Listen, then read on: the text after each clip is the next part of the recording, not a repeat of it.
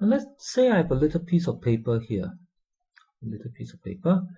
and I get a piece of Scotch tape, a piece of sticky tape.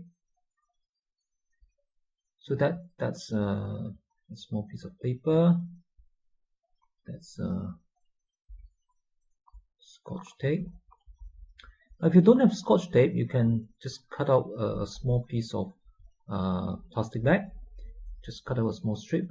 Now, what I did was that I took this tape, held the two ends in my two hands, and I rubbed it against the edge of my table, in my wooden table, and then I brought this tape over close to a small piece of paper, and that paper jumped up.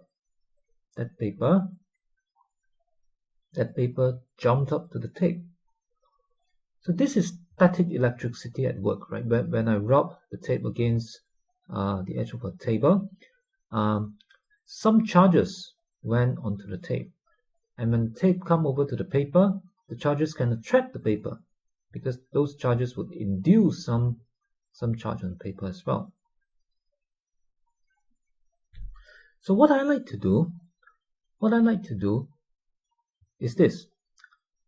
For this exercise, I like to estimate.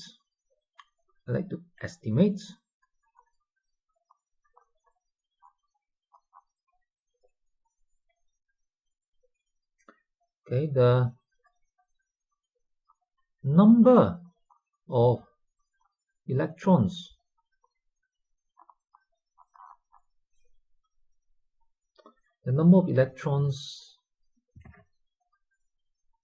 on the tape.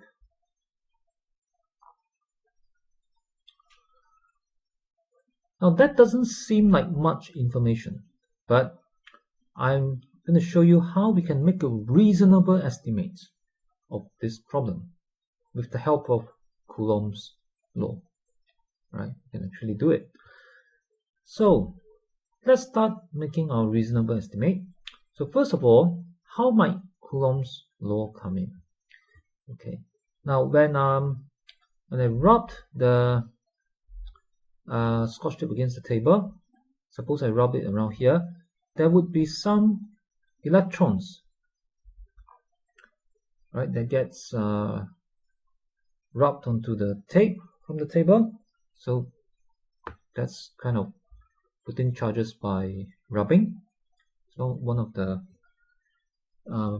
nature of static electricity. So when the tape comes near to the paper, it would induce some charges on the paper, some positive charge. Induce some positive charge around the paper. Okay, and it will repel some negative charge to maybe to the bottom of the paper, perhaps, or to the table under the paper.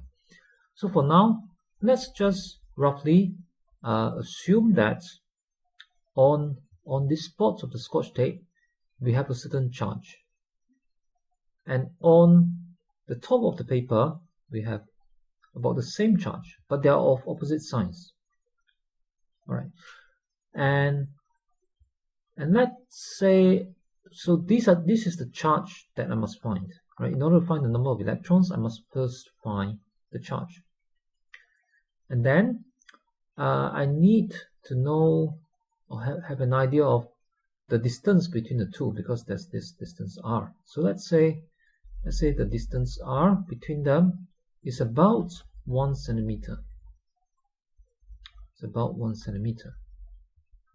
Okay. Now what about the force? In order to do this, use this equation, I need a force. Now the force here, since the paper jumped up, the electrical force must clearly be more than the piece of paper.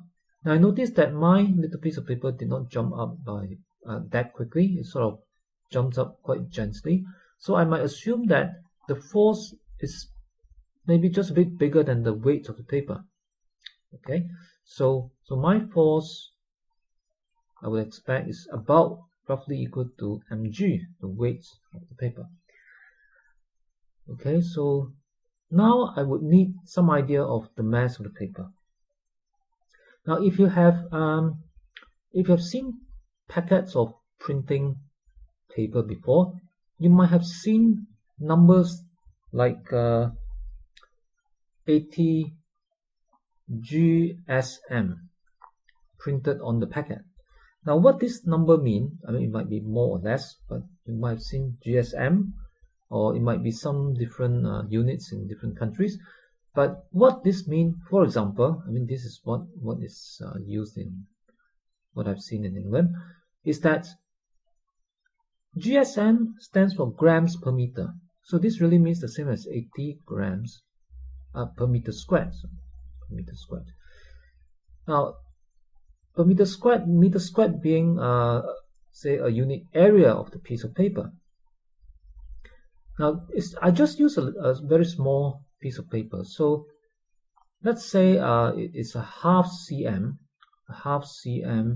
by half cm piece of paper, just a very small piece that I tore out of some scrap paper.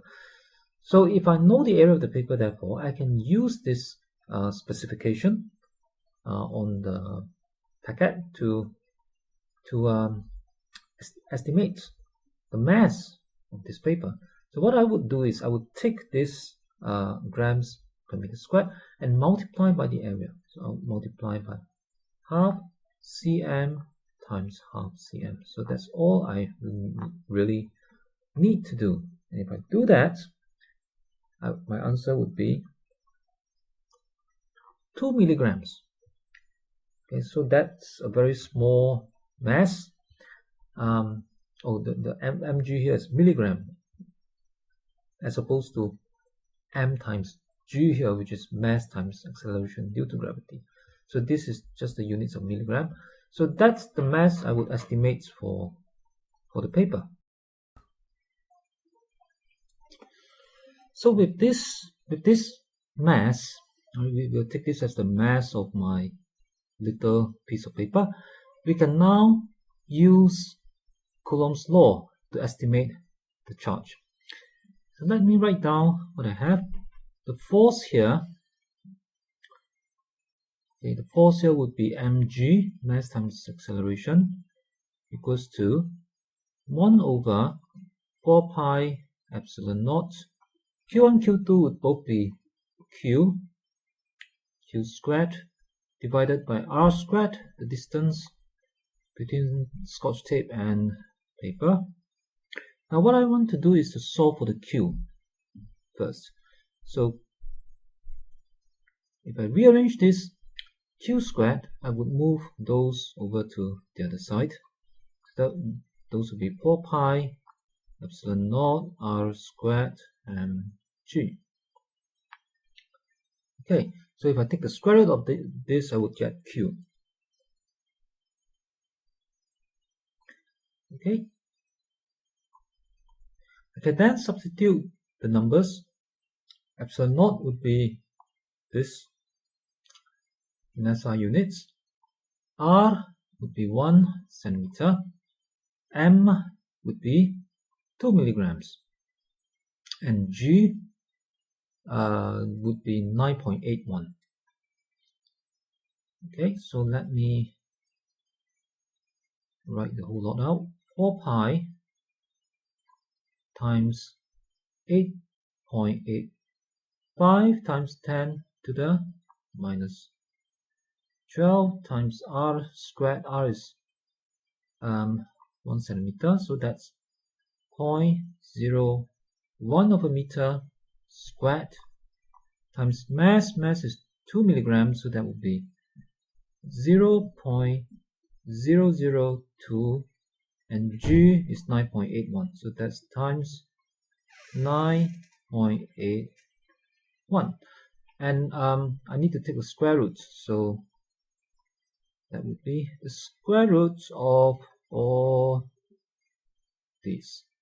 If I now take out my calculator, I would find let's see, 1.48 times 10 to the minus 8 over Coulomb.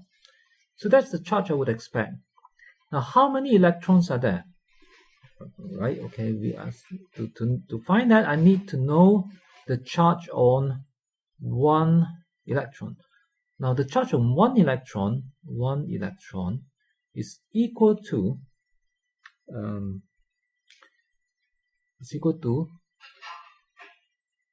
1.6 times 10 to the minus 19 of a Coulomb, a very, very small charge.